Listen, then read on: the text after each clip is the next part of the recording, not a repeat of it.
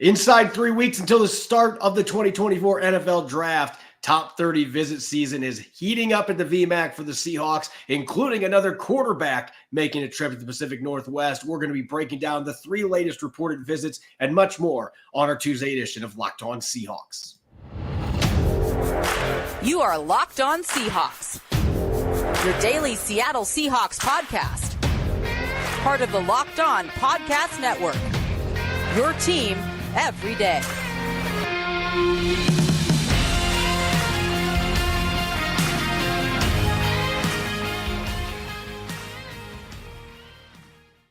Greetings, 12. This is Corbin Smith, host of the Locked On Seahawks podcast, your daily Seahawks podcast, part of the Locked On Podcast Network, your team every day. Glad to be joined as always by my co-host in crime, Rob Rang, and a special thanks to each and every one of the 12s tuning in, whether you're listening from Osaka, Japan, or Gulfport, Mississippi. We greatly appreciate each and every one of you that makes Locked On Seahawks your first listen 5 days a week. We are drawing ever closer to the NFL Draft. On Thursday, it is going to be 2 weeks away. So, of course, the top 30 official visits, they are heating up. The Seahawks with 3 more big names being revealed as visiting the VMAC. We're going to be diving into that. Plus, this year's centers class, which centers could be first-round candidates, day 2 candidates, and day 3 sleepers. We'll be previewing that position on a jam-packed episode, which is brought your way by Game Time. Download the Game Time app, create an account, and use the code LOCKEDONNFL for $20 off your first purchase.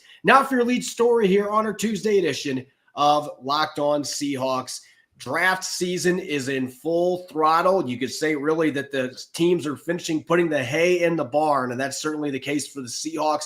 3 more reported top 30 visits that all offer intrigue, particularly at the quarterback position being reported in the last 24 hours. Since the last time we spoke, Rob, Bo Nix was the big name. Now another QB coming to the VMAC, as well as 2 stalwarts along the defensive line. Let's start with the quarterback, Spencer Rattler. I am not surprised at all that the Seahawks are bringing him in for a top 30 because this is one of those mid-level quarterbacks that was previously a highly recruited player at Oklahoma. He's got a very live arm. There are clips that you can find where he looks like a first-round caliber player. The problem has been the lack of consistency. And to go with his name, he's had issues getting rattled by pressure during his time at 2 different colleges. But this is one of the younger QBs in this class, and there still are some teams like the Seahawks that understandably are intrigued by him. Yeah, I'm intrigued by Spencer Rattler as well, Corbin. As you mentioned, he's had 2 different college programs in which he has been the starting quarterback, signed with the University of Oklahoma, and, it was expected to be an absolute superstar there. And he was initially, wound up eventually being beaten out for the job by Caleb Williams. And Caleb Williams and Lincoln Riley both left Norman, Oklahoma for USC. And Spencer Rattler decided to move on as well, going to South Carolina. I love the fact that you have a quarterback that has had a great deal of success in 2 very, very different offenses at Oklahoma and at South Carolina, then goes to the Senior Bowl. Didn't have to, but goes to the Senior Bowl and was spectacular throughout the week of practice there as well. If I sound more excited about Spencer Rattler than I was about Bo Nix, that's because I am. Look, I think Bo Nix and several of the other so-called Super 6 quarterbacks that we have talked about so many times that we expect to go in the first round or at worst in the top of the second round. Look, those are all really good football players. But frankly, given the trade that the Seahawks made for Sam Howell, I just can't justify the expense that it would be to bring in one of those quarterbacks. But however, if you get into, say, the 3rd round, number 81 overall, and Spencer Rattler still sitting there, I still think that the Seahawks have bigger concerns, but I think that the just pure arm talent, the resiliency that Spencer Rattler showed throughout his college career as well, to me, those are some interesting things here. And we know that John Schneider has been kind of itching to draft a young quarterback. Maybe he already has that young quarterback in Sam Howell again, but at the same time, Spencer Rattler is my personal favorite of the so-called second-tier quarterbacks in this class. I don't think he's second-tier. I think this young man has a chance to be an NFL starter in the future. This could be one of those quarterbacks who ends up being a lot better in the pros than what he was in college because he did deal with a lot of adversity. And that is always something that John Schneider gravitates to. And this is a tough kid. Yes, he's taken a lot of hits in the pocket, especially at South Carolina. And some of that has been his own doing, holding on to the football. But this kid is incredibly tough. You mentioned the resiliency aspect. And when I've watched film on both Bo Nix and Spencer Rattler, obviously Bo Nix has some real highlight reel plays. But I talked about this the other day. That is an offense that is heavily predicated on RPOs and screens. And so a lot of the yardage that he racked up was made by his playmakers, and that's not taking anything away from Bo Nix, but Spencer Rattler did not have near the weaponry at South Carolina. He had one really good receiver who we'll have a chance to talk about in a later episode, I'm sure, but not near as many weapons, not near as talented of an offensive line, didn't have the running backs to hand to behind him that Bo Nix did. He just was not in the same situation. Oh, by the way, the SEC, I still think was a better conference than the Pac-12. You're playing against SEC competition. I think there's a lot of reasons to be optimistic. Of course, the inconsistency, the big issue. He's got to land with the right team. Maybe the Seahawks think that they can be that team in the middle rounds. Now, let's swing to the other two reported visits, Rob, on defense. And these are intriguing for different reasons. T'Vondre Sweat, and I've used this analogy before, but he's 366 pounds. This man truly, I don't even think he has his own orbit. He's got his own galaxy. This man is a massive human being that has pretty good athleticism for a player of his size. You can watch it on tape. He caught a touchdown last year in the Big 12 championship game. I had him down squarely as a second-round pick, and then he got arrested last weekend for a suspected DWI. Had to bail on bond for $3,000. He is visiting with the Seahawks this week. He's going to have a chance to explain himself on that front. That certainly doesn't help his draft stock. And on the flip side, Jared Verse, the pass rusher from Florida State, and all-around defensive end. I think he could play 4-3 and 3-4. I've got him down as my number 9 player on my big board. I don't know that he falls in the Seahawks, but that would be one of the players, if he's there at number 16, that I think John Schneider would be enticed to potentially pick instead of trading down. Yeah, I 100% agree with you. I think that first off with the big man, T'Vondre Sweat, and, it is unfortunate circumstance here with the, suspicion of the DWI. That's, I think, excellent timing from a Seahawks perspective that they are going to be able to ask the big man some questions here. There is no doubt of his talent. As you mentioned, just with his size, 6'4", 360 pounds. Of course, we know that Mike Macdonald is going to be bringing that 3-4 defense to Seattle. They're going to need a traditional nose guard. They signed Jonathan Hankins, who, of course, the new defensive coordinator, Adam Durde, knows so very well due to their time together in Dallas. But Hankins is on the wrong side of 30 years old, especially for a big man, though the age really comes at you fast. And so I do think that the Seahawks would love to get themselves like a classic 2-gapping nose guard, or at least a defensive lineman might be able to play outside as well. And in my opinion, the best in this draft class is T'Vondre Sweat. Now, will he come off the board now in the second round? Probably not. Maybe not even in the third round.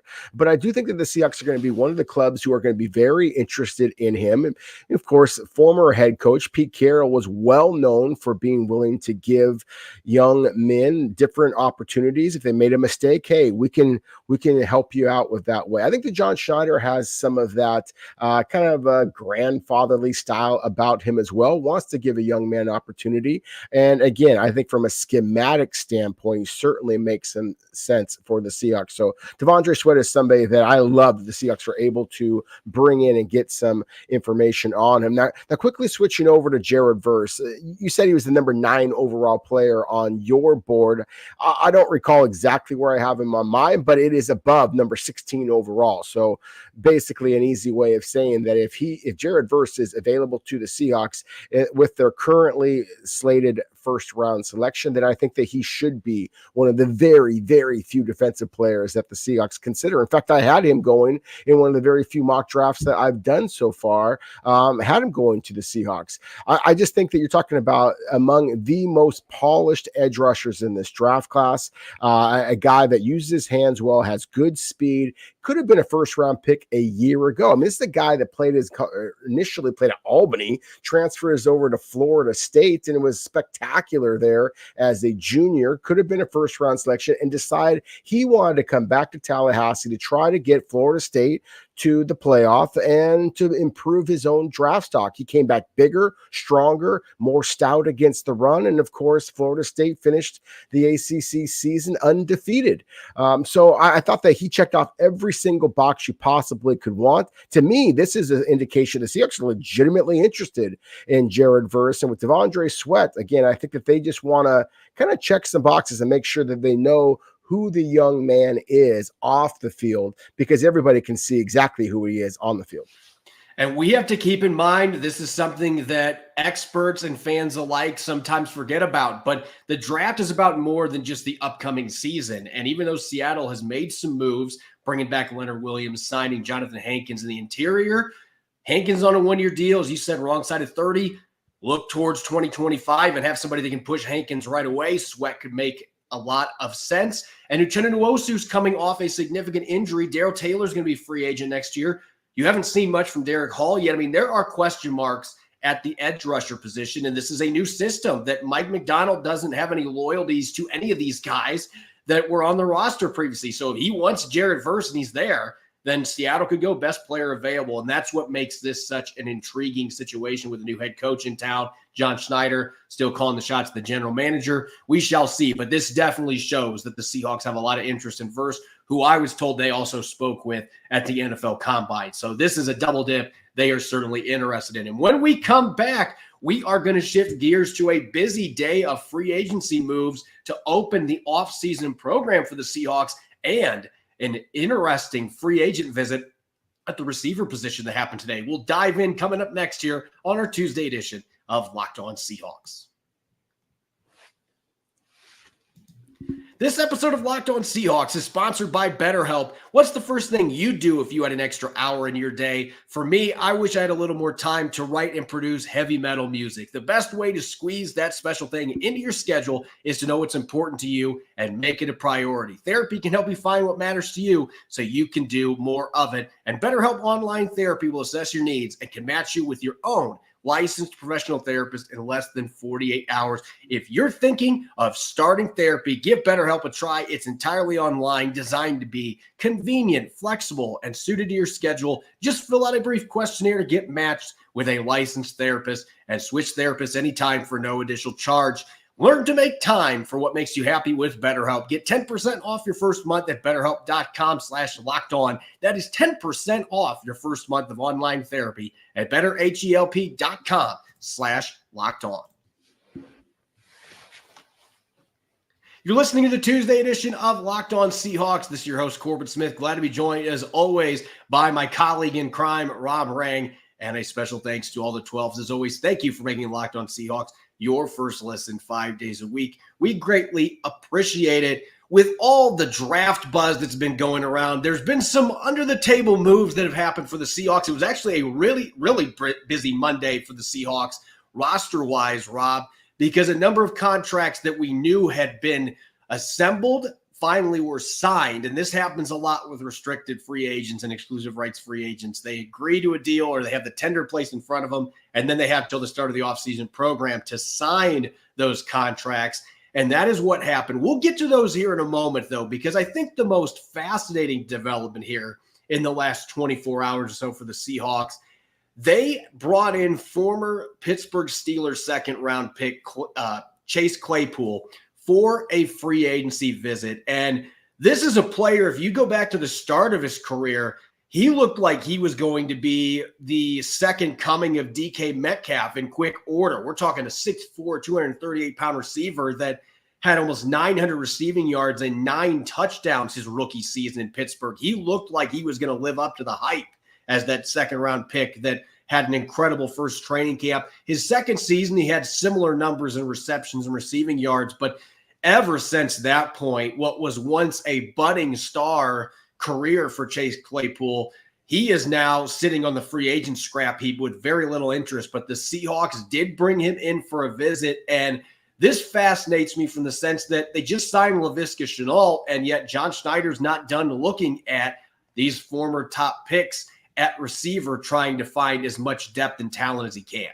Well, not only former top picks, but massive pass catchers. That's the thing about Chase Claypool that's so intriguing is you mentioned it. I mean, 6'4", 238 pounds. I mean, my goodness, he's almost built like a tight end. And I don't say that just jokingly. Of course, Ryan Grubb showed an ability to utilize different sizes and shapes at the tight end position at the University of Washington just this past season. We've talked so many times before about how we expect both Devin Culp, who was the fastest tight end at the combine this year, as well as Jack Westover, a better overall player, and I believe both of our opinions. And they were, again, kind of a two-headed monster. The Huskies had a tight end a year ago. I think that the Seahawks might be viewing Chase Claypool as a guy that isn't your traditional tight end as far as coming out of the 3-point stance and all of that. But, so many times that we saw Ryan Grubb use his tight ends basically put off on the wing and also basically just playing that slot receiver position. And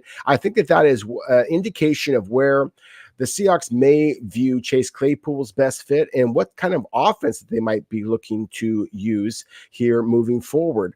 So to me, I don't know that this is a move that is going to happen. It may, but at the same time, I think that Chase Claypool is a guy that is much more of a complementary type of a player than the second round selection that he was originally. I mean, my goodness, he's already getting interest from CFL teams after all. So there are some people who are interested in Chase Claypool. I'm intrigued by him, but I also think that the Seahawks retaining some of their own players is a big story as well.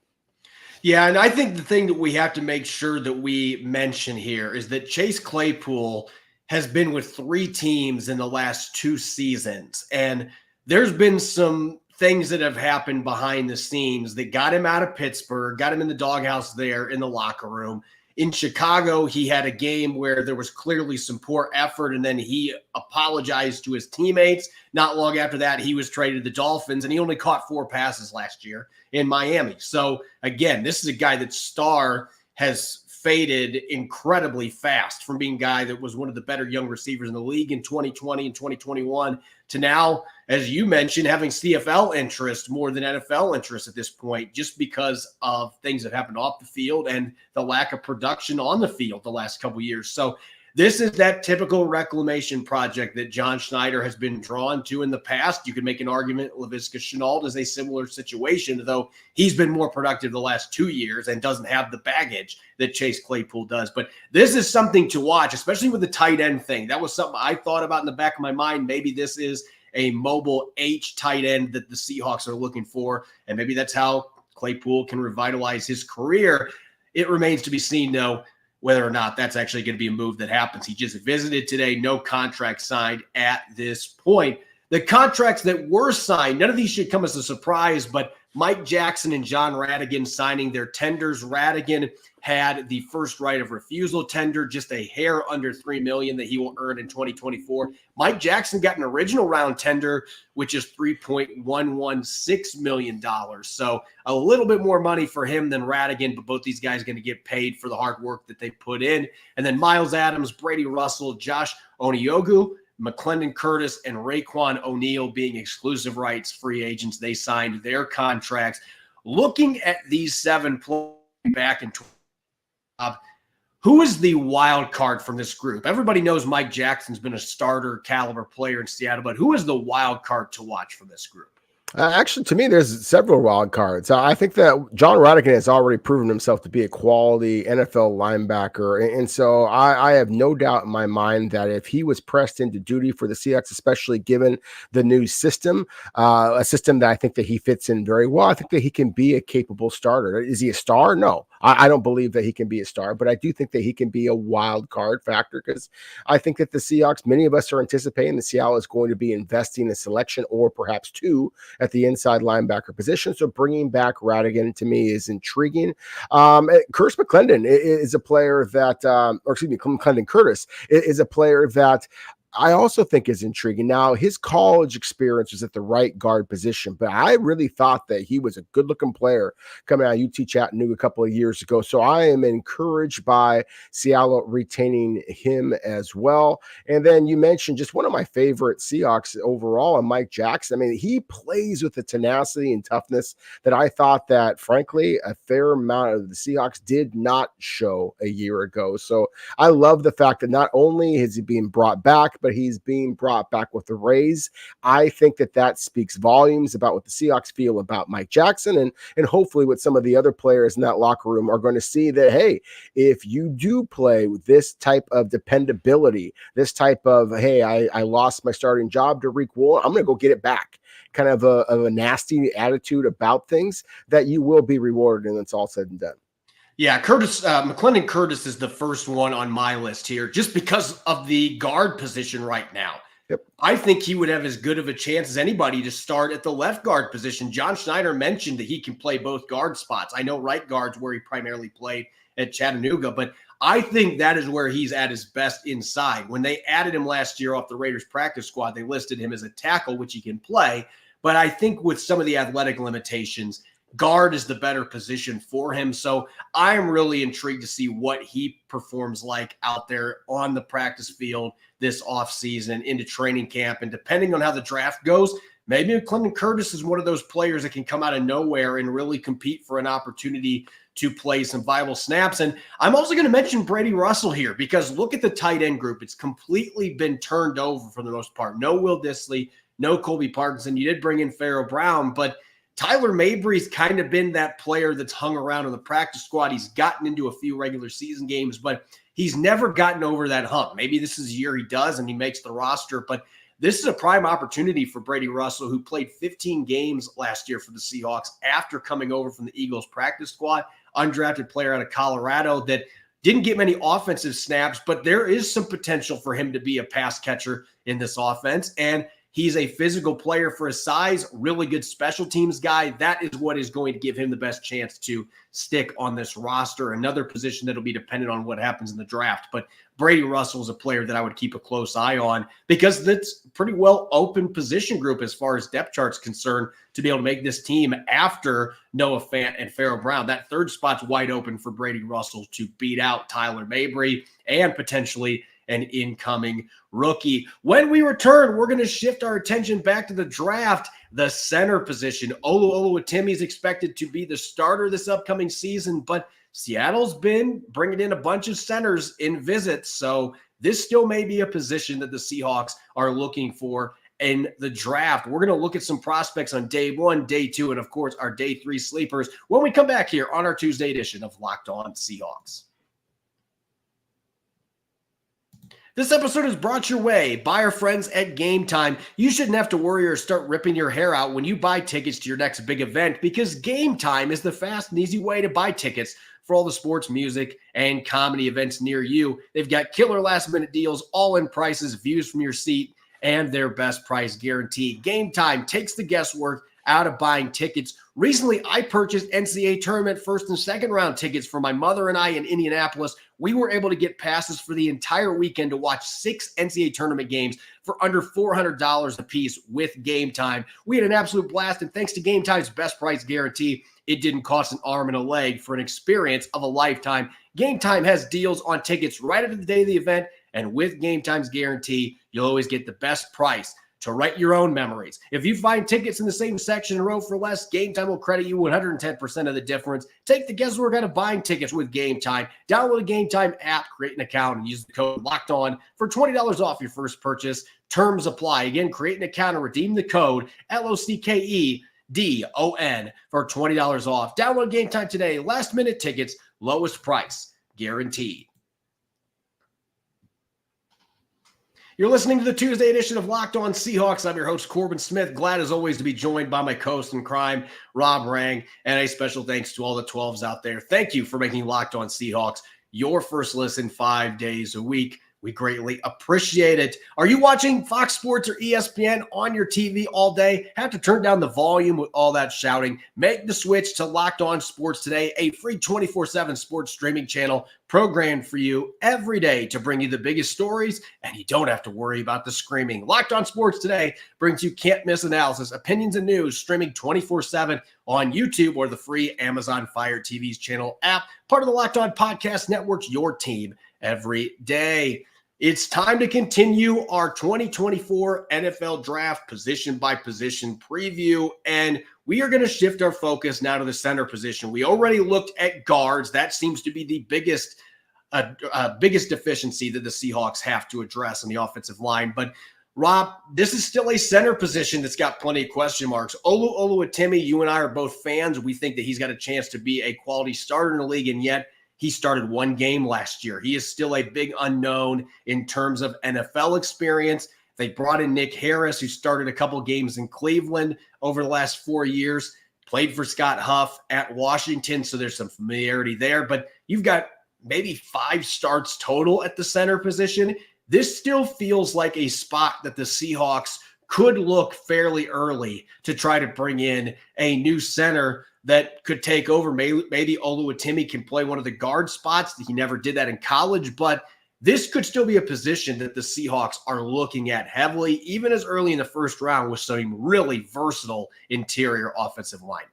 Oh, no question about it. I mean, to me, there are 3 interior offensive linemen that would make sense for the Seahawks to consider that have some center experience, that being Jackson Powers-Johnson, talks so much about Oregon's JPJ. Graham Barton from Duke is a terrific player. He played most of his college career at the left tackle position, but has center experience going back to his freshman season. Then Zach Frazier from West Virginia. Corbin, we haven't talked much about him, so I'm just going to take my 30 seconds here and just kind of dedicate it to Zach Frazier. This is a 4-year starter at West Virginia. He was a 4-year state champion heavyweight wrestler at the prep level. I'm a huge fan of anybody who has that type of understanding of leverage and power. All of the players that I evaluated all year long, Corbin, I thought that Zach Frazier was the single best when it came to short yardage. His initial quickness and his leg drive. He just consistently moved the pile. And considering how much Seattle has struggled in terms of short yardage themselves, I really think that Zach Frazier, whether it be at the center position or perhaps at guard, I really think that Zach Frazier fits in with what the Seahawks are looking to do. And I would not bat an eye if he wound up going in the first round. If he happens to be available in a slight trade down, maybe at 40 or so, is about as low as I think that you can reasonably expect Zach Frazier to still be available.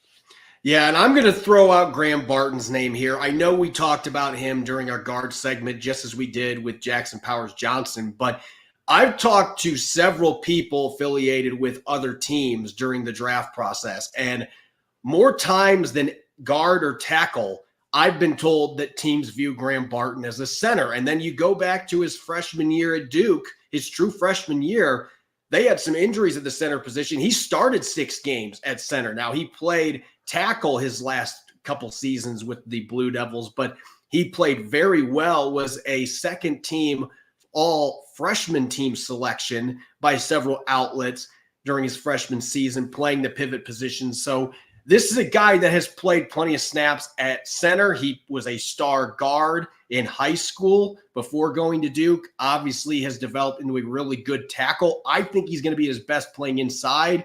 And this is one of those rare talents that in the first round you could justify picking him for guard or center. So depending what Seattle wants to do up front, Graham Barton is a guy in first round you would hope he could trade down a few spots and still get him. I don't know if that's going to be feasible to happen, though, because this is a guy whose stock is going way up, especially after running a blazing 4.84 second 40-yard dash at his pro day. So this guy's a great athlete, incredibly versatile. So I could see Seattle having interest in him as a center just as much as a guard, depending what they want to do with their offensive line. Let's shift over to the day 2 candidates, shall we? And some of you that are watching, you may be like, man, there's only 3 names. This is not a position group that compared to the guard and tackle positions has as much depth.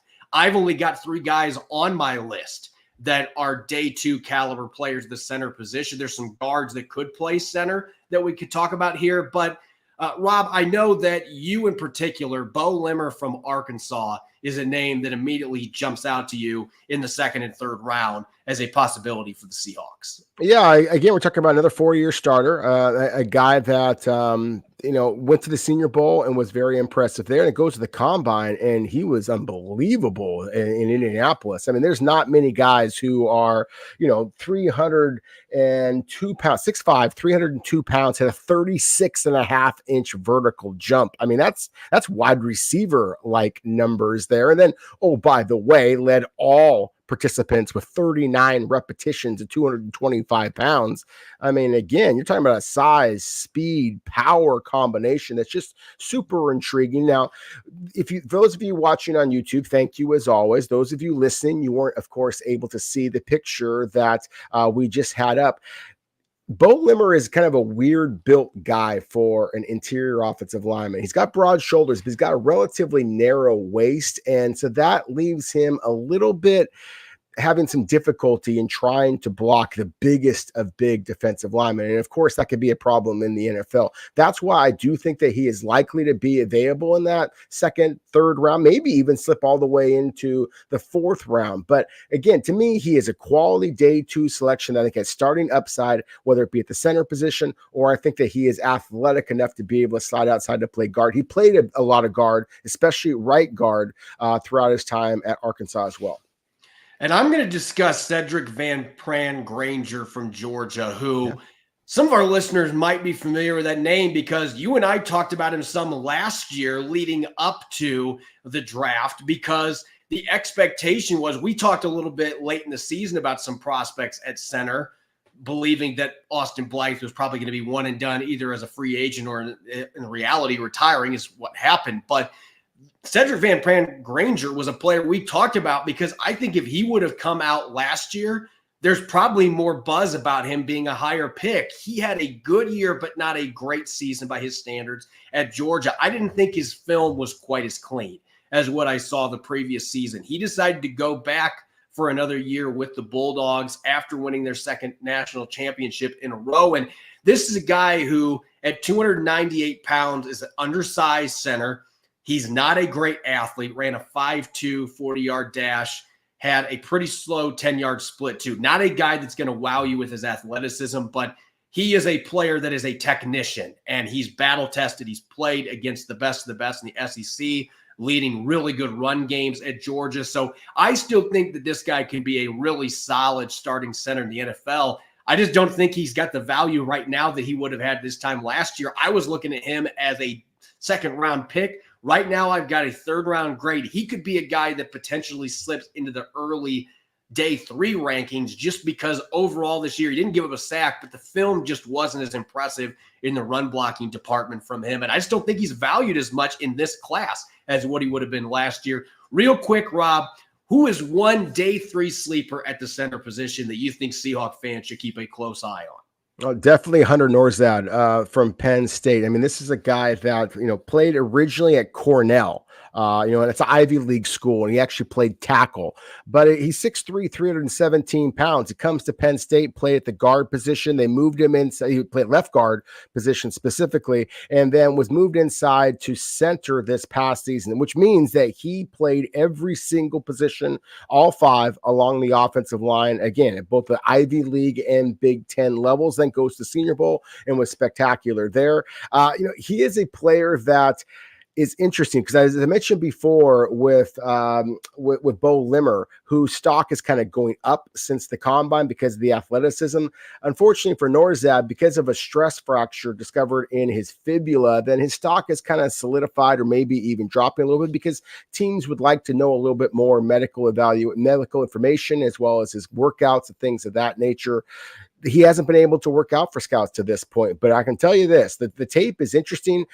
He is a powerful dude. As I mentioned, 6'3", 317 pounds. The one trait or the one test that he was able to do at the combine was the bench press. He had 29 repetitions at that, despite having 33-inch arms.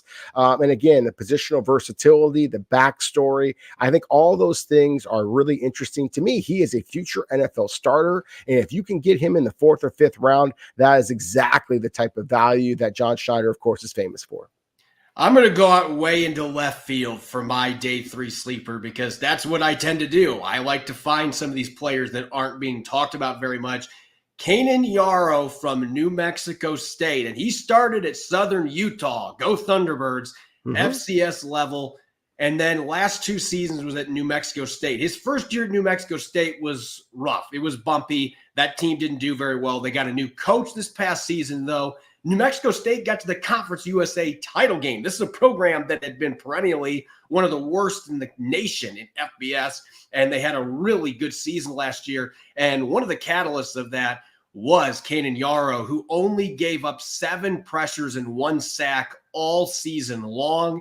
He's a guy that's not necessarily overly athletic, but he'll surprise you with his nimbleness and zone blocking. He can get after it as a run blocker in the power department as well. Really sound technician in pass protection, can set an anchor. This is a guy that I haven't seen his name in very many draft guides in general, but when I watched New Mexico State this year, he has some really nice blocks against some solid players. Liberty was a good football team, and he had 2 really good games against them this past season. So this is a player that's really off the radar, off the grid, that I think could be a fun developmental player for the Seahawks or any other NFL team for that matter in the later rounds or even in the undrafted ranks. As always, you can follow me on X and Threads at Corbin Smith NFL. You can follow Rob at Rob Rang. Make sure to subscribe to Locked On Seahawks on YouTube or wherever you listen to podcasts to make sure you don't miss a single episode. When we come back tomorrow, we'll be diving into the latest NFL draft chatter, and we'll be shifting back over to the defensive side of the football. We talked to T'Vondre Sweat today. We're going to look at the defensive tackle group in general,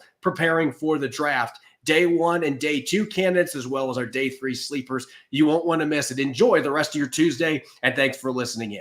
Go Hawks.